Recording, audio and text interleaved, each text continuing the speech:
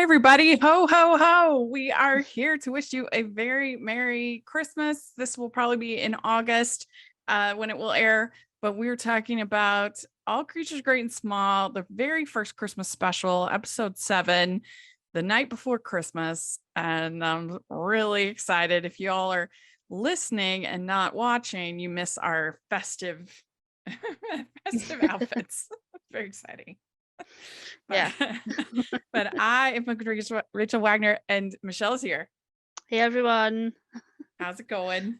Yeah, good. Only us would just have like Christmas hats within grab like, in the middle of the summer. We're like, well, maybe we should wear our Santa's hat. We got him handy. It's true. I'm wearing my my Teenage Mutant Ninja Turtles shirt and my Santa hat because I'm going to the screening, the TMNT screening tonight, and I'm like, I'm the only person that this outfit makes sense in the world, I think. Today. But I'm so excited that we decided to have this be its own separate recap because there were 7 episodes, so it just kind of worked out to do it that way. But I'm so glad because this is an incredible episode of television. 100%. I forgot how good it was. Oh, me too. Yeah, the only like slightly negative thing is that there's not a lot of Tristan, but I think this is sort of the real beginning of Helen and James's story. Yes. Because obviously like Hugh's been a big part of Helen's, you know, they were obviously together before James and Helen met. So with him now sort of out of the picture, not completely out of the picture because, you know, Matthew Luce still is in the show, but yeah, it definitely feels like a new beginning a little bit for them. Yeah, definitely. And I think there's maybe not a lot of Tristan, but I think what we get is significant. Yeah. Yeah. It's so good. It probably is one of my favorite episodes of television I've ever seen in my whole life. Really? Yeah, I think so. Yeah. I can't even really remember. I'm so excited to rewatch them, but I can't really remember the other like Christmas episodes specifically. But this one, I do remember like the puppies and them sort of being stranded. But in my mind, I sort of had James was a bit more revealing in that conversation that they had, where he sort of decides to not tell Helen how he feels. So yeah, it was it was like watching it again for the first time. Yeah, no, it's true. I had forgotten a lot. James still has feelings for Helen and is struggling to cope as she prepares to get married to Hugh. On Christmas Eve, James is called out to help a dog struggling to give birth, and Helen volunteers to come along. But a thick fog comes over the Dales, and it looks like the pair will be trapped together. So that's just one part. There's a lot of other stuff going on too. Yeah, there's a lot happening in this one. Pretty much every character has their own little side story, which is really nice. Yeah. It feels like this episode, I didn't actually look at the time, but I think it's maybe a little bit longer than the usual episodes. I think it's like 50 minutes hour or something. 3. Yeah, hour 3 minutes. Normally they're around 44 minutes. So you get an additional 20 minutes, which is really nice. It's a little movie. And you just feel an agony for James. He's forced to just watch and look, and he can't say anything. He can't. Yeah. I mean, you're dying. Yeah, and we keep saying it, but he's such a good actor. Yes. You know, considering that this is his first role, he has to do a lot without saying anything. And I feel like that is such a skill. And it's amazing that they found that in, you know, someone who doesn't have, you know, a lot of on-screen, you know, experience. But unbelievable. And so he just has that British stare smolder. That is the best. I live for it, and especially period pieces. Yeah, it reminds me a lot of Matthew and the later seasons of Downton Abbey when like it's Yes. so obvious of his feelings for Mary at that point. Mm-hmm. But yeah, he reminds me a lot of because I hadn't seen that actor before Downton Abbey either. So Mm-hmm. yeah. Yeah. Or I mean, any of the Jane Austens. This most recent Emma. Oh, that Johnny Flynn was That was so good at that. Yeah, I'm not about a huge, periods drama. Yeah. I do like them. I'm not like I've not seen everything, and Uh-huh. I don't have this thing. A lot of things like niche things. I have to like go through them and see everything. I'm not sort of like that with period dramas. Sort of see them as they come along. But that one just like totally floored me. Like I was like, oh my god, like the dancing scene is such a happy scene, and I was literally like tears welling up in the cinema. Yeah. It's just it's so good. Just those lingering looks. Yeah. There's nothing like it. So good. And you just felt, especially at this party, and him just like watching her. Yeah. And they had almost no Hugh. Like even the wedding, you don't like, it's just her in the chapel at the end. And which I think was smart, because you don't want, like, just thematically, you don't want us to start to feel too bad for Hugh. Like, and you can do that in later episodes. You can do that in going forward. But for this, it would have hurt the momentum of what they were trying to do, I think. And so I think that was smart to limit him as much as possible. Yeah. Yeah. And I do like the fact that they did just focus on James and Helen and really try to, I think it helps the audience sort of understand it a little bit better, because it is really a rough thing to put a character through, even a character like Hugh, and still have Helen sort of be one of the heroes of the show. She is,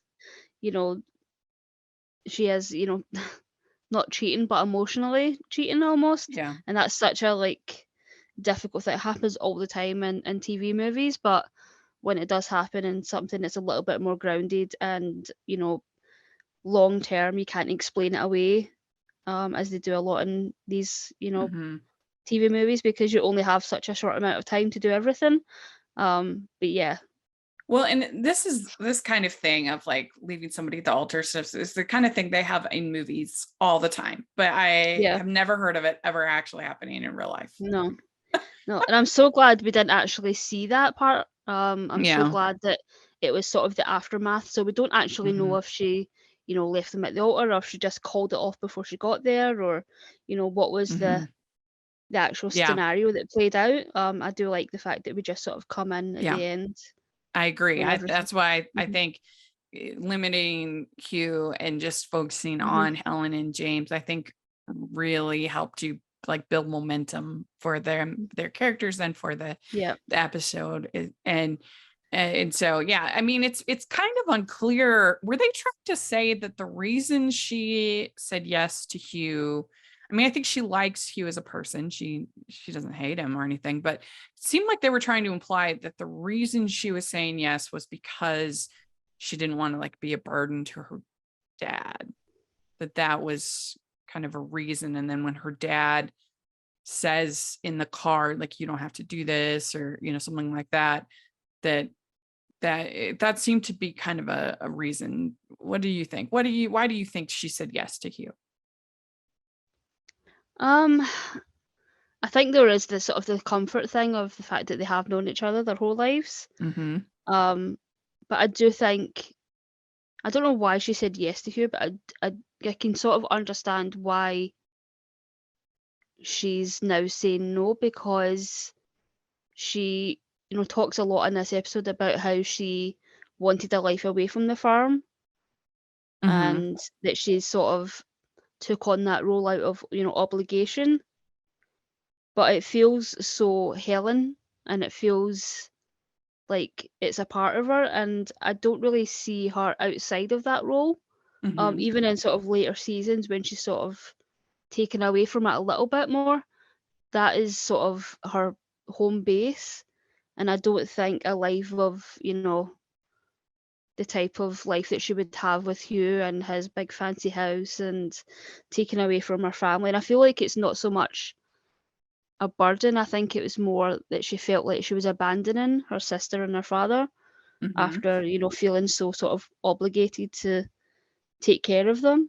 And she obviously, you can see in those first 6 episodes that she really has held it together, not just on the farm but the whole business side of the farm.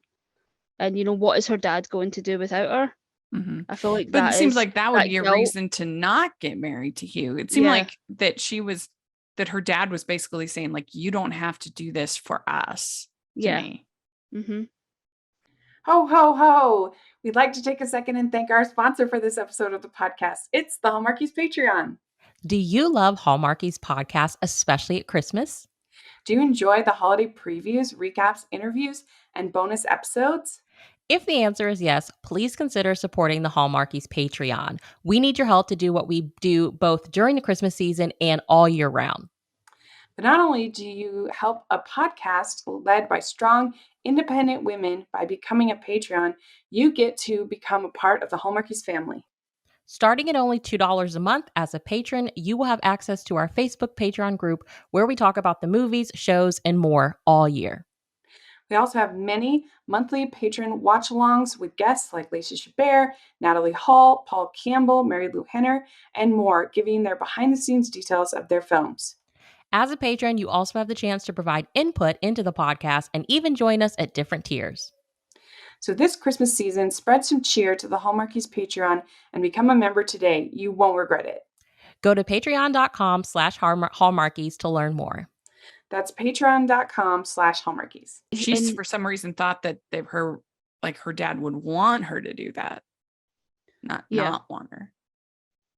Yeah, and she would have like a very comfortable life. It's it's that thing of maybe she did feel like if she did marry Hugh, she would have a very comfortable life, therefore her family would have a very comfortable life, and they wouldn't have to worry in the way that they have, since their mother passed away. Is he like a landowner? Yeah, he's their landlord. Landlord, okay, yeah. So Yeah, it's like the modern equivalent of like gentry, like gentlemen. Yeah, it seems like he owns a lot of land, and outside of Derby and within Derby, including Helen's farm. Yeah. Well, so we have a couple other things going on. Siegfried gets the exam results for Tristan, and he's going to open them. Mrs. Hall says, please don't open them until after the holidays. She's really nervous about it because her son Edmund is supposedly going to come, and we find out finally in this episode what it is, or Edward. We find out what she did that caused this estrangement. So that's a lot of interesting things happening there. Yeah, and I don't think it's a big sort of surprise, but I think the fact that she sort of turned him into the police, that is sort of the big reveal, that she found out that he was stealing from one of the families that she was working for, and she turned him over to the police. And I think that does explain why there is such a rift there. That would be a very difficult thing for someone to forgive. And not only that, then he served 6 months in prison. Yeah, exactly. Yeah. Or it wasn't like it was just like a slap on the wrist or something like that. Like, yeah, it's a hard one. And I really don't think it's one of those sort of situations where you can kind of see both sides. She was in a very difficult position. Yeah, what would you do in that? On one hand, you think, should it just resolve it outside of bringing in the authorities? But on the other hand, is he just going to think he can just manipulate and keep doing it and use, like there would be a point where you'd have to say like, no, you need to be held accountable, for this. So it would be tricky. Yeah. And she tells Siegfried that she says, I really thought he might forgive me, but and that she didn't tell him because she didn't think she would get the job. And he says, I had no choice but to offer you the job. No one else could put up with me. Yeah, that was cute. That's true. That's very true. So she ends up cooking the Christmas feast with the goose and everything, and it's just, we can't be sad on Christmas Day. Now, when it comes to this exam results, like, if it was me, I would be waiting at the door like every day. If it was like, it would cause me so much anxiety to leave it unopened. Even if I was just the sibling in Siegfried's case, like, I couldn't do it. It would make me crazy. It would ruin Christmas. Like, just waiting, and I couldn't do it. No way. Yeah. At least, Siegfried is distracted. Yeah. He's getting Dorothy to distract them. That's but true. yeah, I do like the fact that they had Tristan be away when the meal actually did come, so it sort of explains away, him not having any idea that the letter has actually arrived, and the fact that it was held up by Christmas is a believable cover story. Right. So yeah, and so he ends up just passing one of the tests, but Tristan doesn't tell him. It says, oh, you passed, and then he burns the results. But of course he's going to eventually find out. Yeah, that's going to be a big issue in the upcoming season for sure. But yeah, at least I guess you have a nice moment. Yeah, it's a nice moment. It shows the softness that Siegfried has for Tristan. Yeah, it does a lot for Siegfried, because he does know that Tristan actually did try. But yeah, it's sort of it was an interesting choice for Siegfried. I could see him lying to Tristan, but to actually destroy the evidence. Yeah. I forget how it actually plays out in the upcoming episodes. I forgot too. Because I'm like, I don't think he's actually allowed to practice as a vet without passing these exams, but I would think so. Yeah. And maybe he can be like an assistant or something. Yeah, I feel like that's how it plays out, with sort of Siegfried holding him back in a way, and Tristan not understanding. It's like, because you didn't pass your exams. So you have Mrs. Hall. She's cooking up a storm. She makes, like I said, goose, and there's a point where she's like, how do you feel about Brussels sprouts? I think that's the question every family asks at Christmas. Not good. Does your family have a Christmas meal that you have every? Yeah, we have a Christmas meal, and I've done it the last like 5 or 6 years. And it's very basic. It's pretty much turkey and trimmings. And yeah, it's pretty much just me and my mum that have the turkey. The rest actually prefer chicken, so it's a lot of leftover turkey. That's really particular, but like one bird over another bird. Yeah, for some reason my dad just finds turkey to be like really like bitter almost. It usually is dry. That's the hard part. It's to make turkey. It's harder to make turkey good. Yeah. But I've wanted to for a long time to do a deep fried turkey, because I've heard that that's the way to make it moist. But I've never done it. But yeah, we actually, our traditional Christmas Eve meal that we have, because Wagner's got German descent, and so we have this German meal. I don't even know how it got started as our tradition, but we have bratwurst sandwiches with, my mom makes the sauerkraut that's so good, because what she does is she takes the sauerkraut, she rinses it off, and then she cooks it in apple juice all day. And so it's got this like sweet, salty kind of thing going on, sweet, sour. It's so good. I've tried to make it and it's not as good as my mom. That's often just one of those things. Like I make it Yeah. okay, but it's not as there's something, I don't know what she does, but it's really good. And then she makes some hot German potato salad, which is also kind of sweet salty. I don't think it's actually really that German, but who knows? But it's got like potatoes and bacon and it's a little sweet, a little salty. So that's our and we have the sauerkraut and everything. That's our weird random Christmas Eve dinner that we have. Mm-hmm. And so that's fun. And we for a long time we did like a some kind of nativity thing, like read the Christmas story and do some kind of little nativity play thing. Mm-hmm. Because I mean, growing up, we usually had like a baby of some kind because my mom had a baby when I was 11 and a baby when I was 16 and a baby when I was 18. And then, and then my sister and brother had kids, and I don't know. So for a long time, there would seem like there was usually a baby of some kind, so you could do nativity easy. But that was really fun. I thought everything here with the party, and then the whole nativity and Maggie setting up the nativity and the whole thing with the donkey, that was just all hilarious and delightful. Yeah.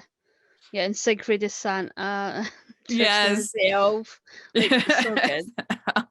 It's Siegfried. He's Father Christmas, and the traditional Father Christmas outfit is green and white. None of this red and white. Mm-hmm. Yeah, he blames the Americans. Yeah. Because I think that the whole red and white thing came from Coca-Cola. Mm-hmm. The Coca-Cola ads. Yeah, Coca-Cola, yeah. Yeah. I'd like to take a second and thank our sponsor for this episode of the podcast. Based off the TV movie streaming on UpTV Network, Just Jake is the story of an emerging country star who returns home and reunites with his high school sweetheart in the second chance romance written by Jamie Engel. Order your copy on Amazon today using our affiliate link, where you can access a QR code to see photographs from the set, download the movie poster, and grab the delicious ginger heart cookie recipe, an Engel family tradition. Visit the author at www.jamieengel.com and enter the Engelverse. That's jamieengel.com. And then I guess in the I forget when the Night Before Christmas poem when that was written, but that also has the bowl. That's where you get like the bowlful jelly and the the all that. But yeah, a lot of what we know about current Santa Claus was because of Coca-Cola. Our hearts are to blame. Yes. But this party looked really fun, and all of the food looked delicious. Yeah, the food looked delicious. The mistletoe everywhere looked amazing. Yeah, it's such a well done, considering the fact that they have so many like get-togethers and parties and things in Scaledale. The fact that they're able to sort of set dress it differently every time, and I feel like they make the house itself seem so much bigger than what it probably is. Right. Because I imagine a lot of it is not open to the public. With it, a lot of it being the veterinary practice. So yeah, it's amazing what they can do with sort of just camera angles and set design, and just make it look so amazing every single time. Yeah, and I just love that about entertaining. Like I love making like spreads of food and like little tastes that are so yummy, and I really love like hosting parties. I haven't done one in so long because I mean, I feel like I haven't really thrown a real party since before COVID. I don't know, trying to think. I miss it so much.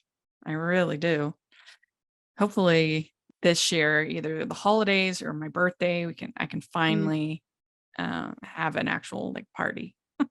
Oh, that'd be nice. That would be so fun. So Helen and Hugh show up,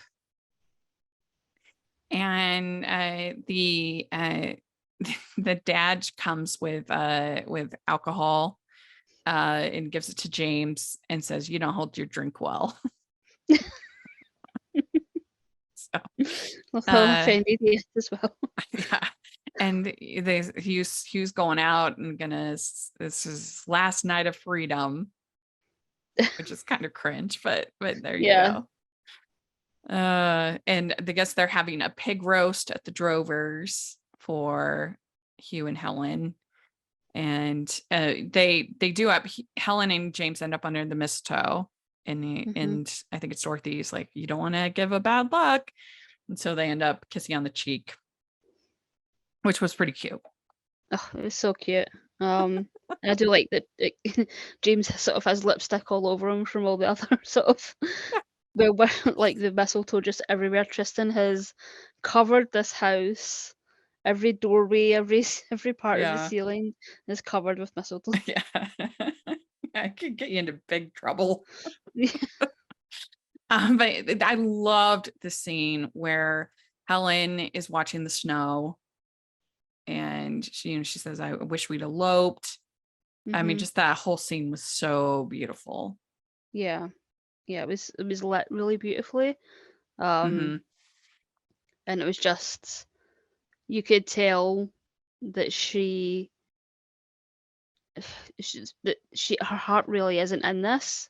Yeah. Like, she's not excited. There's no sort of, she's dreading it. She's dreading it. She just wants it to be over and done with. And you can she sort of radiates that in this scene without saying a lot. Yeah. And so he says, "Oh, I'm going to go and help Bert and Anne with their puppy. Susie is having puppies, and one of them is stuck." And so she says, "I'd like to go, anything to take my mind off of it all." So but probably not the best decision. And I just loved, it was so funny when Tristan hears about that James and Helen have left, and he's like, "It's always the quiet ones." So good. Yeah, you had that, and then you had Mrs. Hall's just sort of disapproving look as they left as well. Everybody knows apart from Helen. And what do you think of Bert and Anne? Oh, there was such a sweet couple. So good. Yeah. And I do like the fact that it's sort of an earlier visit. So you see sort of James parking his car and then walking through several fields in order to get to this house. So when we go back to Helen sort of going with him, you realise how far away from everything that they are. Like, it was probably like a 15-20 minute walk from his car to their house. Yeah, it's really the High Dales. Yeah, it's really the High Dales, and there's no way they could get through that they could get to that car through that fog, and you sort of you understand why they're so sort of stranded. But they're such a lovely couple. And just sort of the way that their story sort of unfolds, and James sort of listening to them and Helen listening to them. I think I liked, for a second I thought, are they going to kind of go the When Calls the Heart route and pretend that the race didn't factor or have any challenges or anything, like that. Or I guess like Bridgerton as well kind of does that, this with period pieces. But with them, I just thought it was so lovely the way that they told their story. Yeah. It was a real sacrifice for them, that they would lose everything, and all they would have was each other, but they couldn't really see any other way. And I feel like that really resonated with Helen and with James. And they tease them pretty thing. They say that the no sooner the wedding bells are quiet, the sound of a baby cries. Yeah. And I think that's another thing for Helen to be like, this is really not what she wants. Like, the idea that she's getting married and people are already talking about her having a baby with you, that it's just She does not look excited. Because it used to be, I mean, for most women Mm-hmm. that you would expect to Yep. have a baby pretty quick after you got married. That was Yep. just kind of, that's, before the sexual revolution and all that stuff. Yeah. I mean, that unless there was, some medical reason why Mm-hmm. you Yeah, couldn't but or within a didn't. year, yeah. Yeah, almost everybody did. And so that is true to the era for sure. Mm-hmm. And she's like that the when Bert is kind of like, oh, they'll have the puppy will have the babies and the puppies, and she's like, oh, you think that's all there is with childbirth? You just sit out there. Yeah. Yeah, he can't look Congratulate at yourself. he can't look at his dog having forceps being used on her. So Yeah. yeah, he's not ready for the reality. Yeah. That was pretty good. And James was just so lovely in like the way that he was so sweet with Susie. And Mhm. I mean, how could you not fall in love with him? Ugh. Yeah. What? And Yeah. there were all these like little subtle things, like when I think it's when he's using the forceps and he kind of puts his hand, like one hand on here, and like they're holding hands, him and Yeah. Helen, and you see Bert and Ann just like, what is happening? It's so good. Yeah. It's The- so evident, and yeah, like you said, the way that she watches him, like throughout the Uh-huh. entire thing, it's Ugh. like, yeah, she's just infatuated with him, as he is with her. But yeah, it's definitely, I think for her, this whole episode is just really confirming her feelings Uh-huh. of it being like, no, this isn't just like a passing thing of like, sort of passing chemistry or something that's just going to go away, something that's between friends. I feel like for her, it's like, this marriage can't go ahead when I feel this way about another person. Yeah. I feel like that's Which a lot. is accurate. I mean, you should Hmm. absolutely you shouldn't get married No. if you and then we flip back and forth. We see Siegfried. It was so funny. He comes down and he's like, am I overdoing it on the cologne? And he's Tristan, depends on if you're trying to attract or fumigate her. Which is hilarious. Yeah, I liked Siegfried and Tristan a lot in this episode because they're not sort of they're not sort of up against each other the entire time. Yeah. Like there's a couple little snippy moments, but other than that, they're on good terms It's throughout a the really whole sweet episode, which is nice. episode. Mhm. Yeah.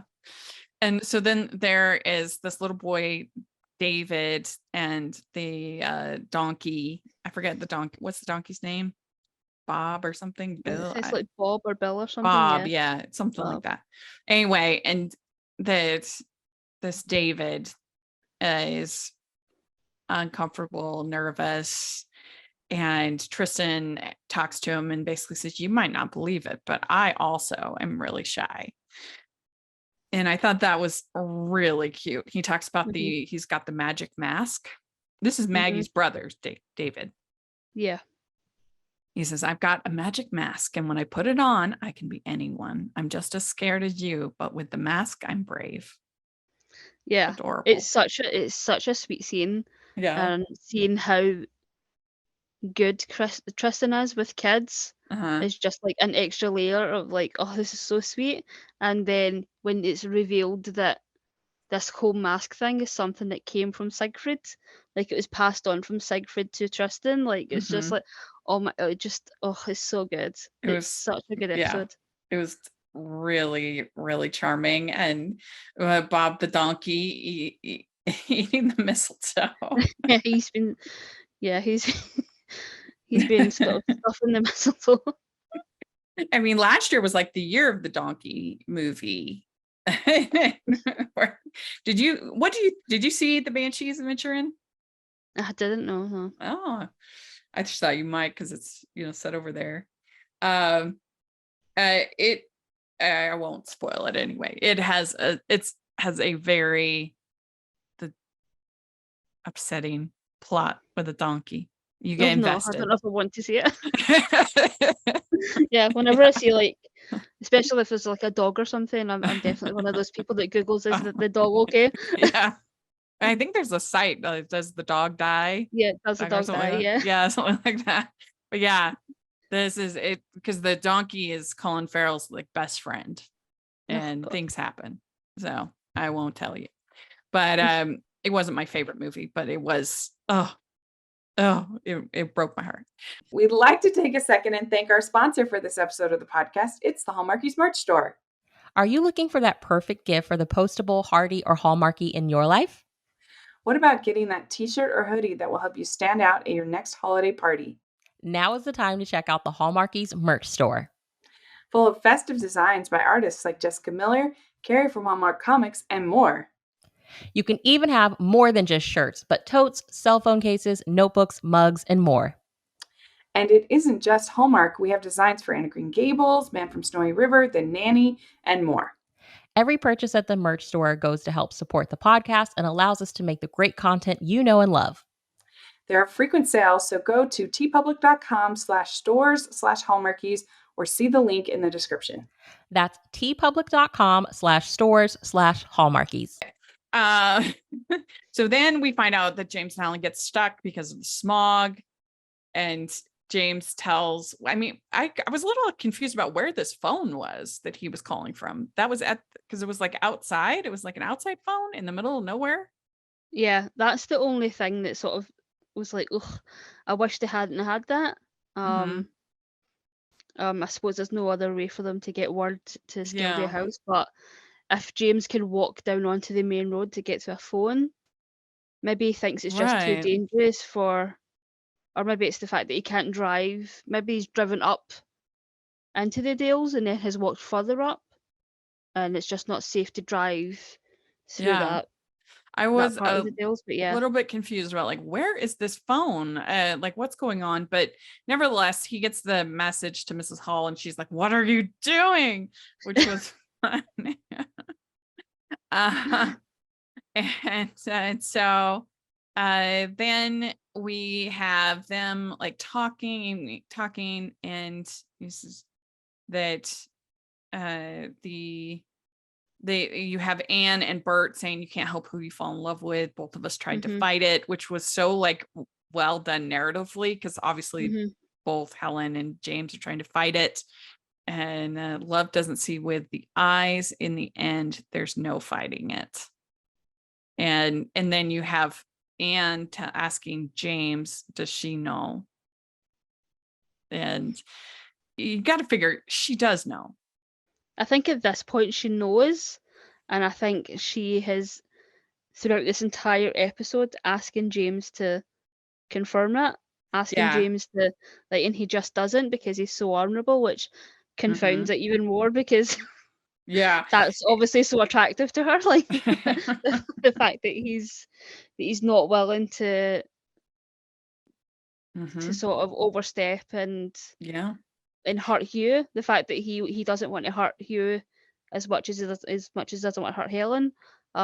He says she's marrying Hugh, and then Anne says, and yet here she is up in the high dales with your sorry face. So that's good.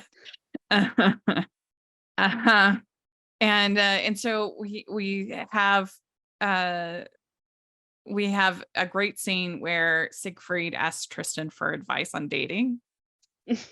Says this is an entirely new state of affairs. Yeah, he immediately regrets that. He says, I'm dressed as an elf and had a date with a donkey. Let's pretend we never had this conversation. It's so good. And so then we have this whole thing where Mrs. Hall tells why Edward is upset with her, why they had this estrangement, and he says that he's punishing her now as a result. And then they have this incredible scene in the church with Mrs. Hall singing Joy to the World, and just sobbing. Oh my She was God. an incredibly good actress in this scene. Like it's one thing to cry. It's another thing to cry the way she does in this scene. Mm-hmm. It was very authentic and very real, the way that actual human beings actually cry. Mm-hmm. Like kind of messy and not controlled. Like it was a very good acting performance. Yeah, definitely. I think one of the best like cry acting performances Yeah. I've ever seen was Abby. Like, you ever see Bright Star? Yeah. The Yes. like the Abby So Cornish good. performance in that. Yeah. Like, that's the first scene where I saw, oh, that's actually somebody crying for real. Mm-hmm. Like when she finds out about his death. Like, Yes. oh my God, like it's so good. That But yeah, is I good. agree. That's a good one. One of my favorites is also in Sense Sensibility, when Eleanor finds out about Edward, and the thing I love about it is that it's ugly. It's not neat, and she's yeah, like hyperventilating sort of. It's just so true. That's how it's never see that in movies. Very rare. Because I think it's just hard. It's hard to make yourself cry that way when it's not 100%. actually, something happening. To find out that Helen had some other plans, that she was going to go to secretarial school, but then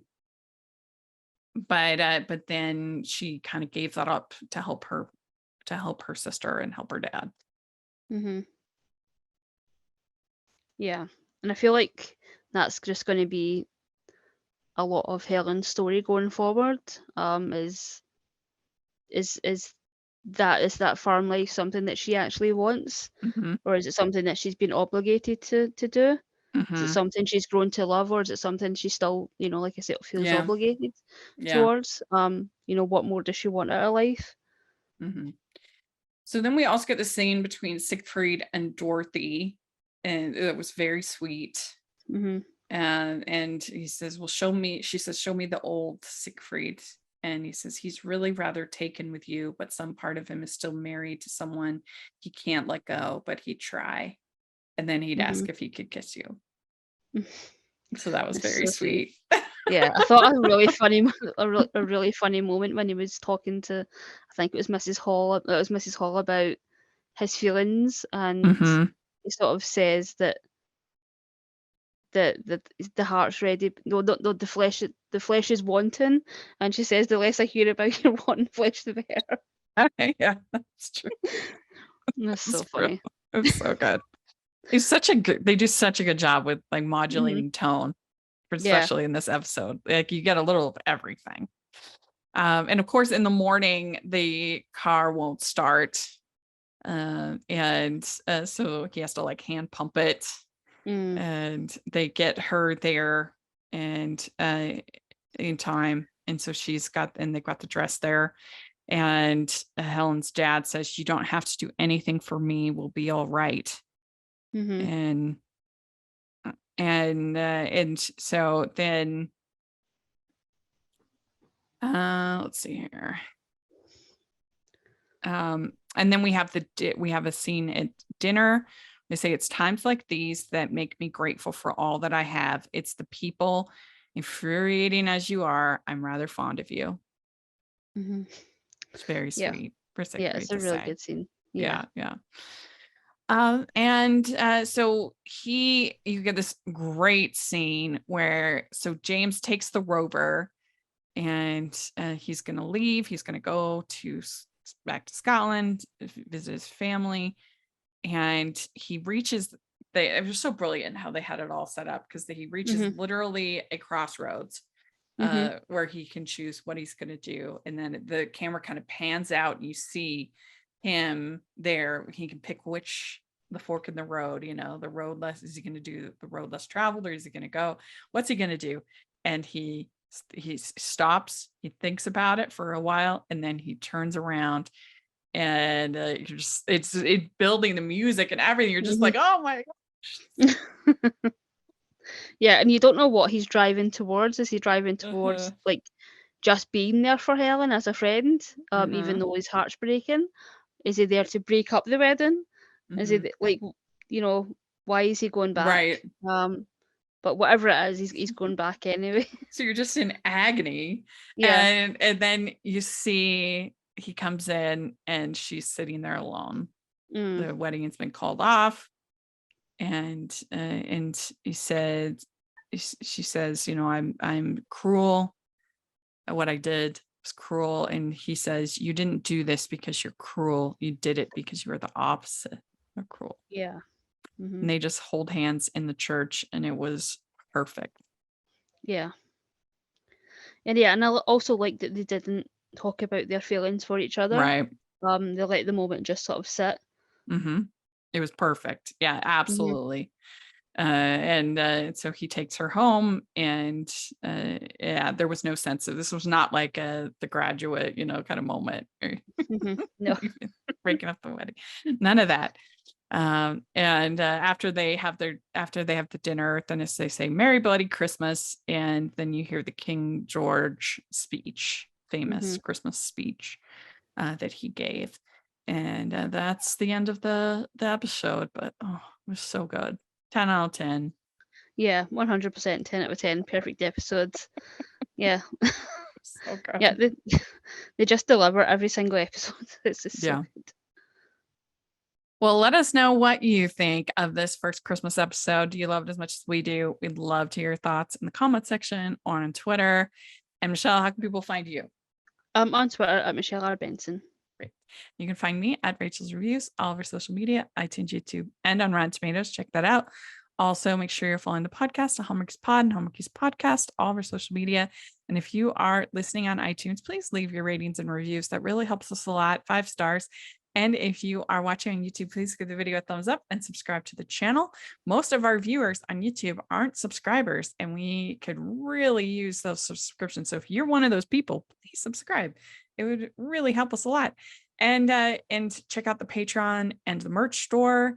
And we'll talk to y'all later. Bye. Bye. Merry Christmas.